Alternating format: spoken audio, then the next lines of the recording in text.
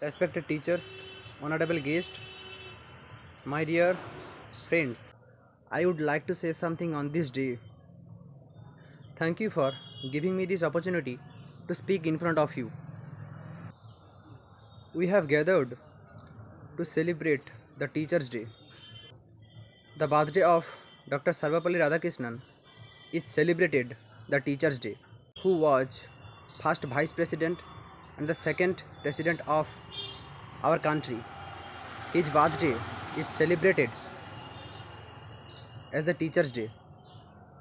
Teachers' Day is the most precious day in a teacher's life. As we all know, the teachers are the backbone of society and makes our future bright. And this is the way to express our love and respect to all the teachers.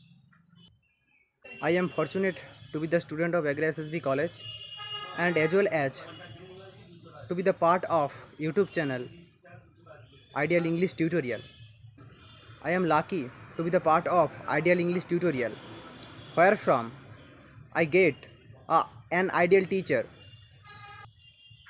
and he is no one else, one and only Gauranga Karmakar, from whom I have got motivation to move forward in my life.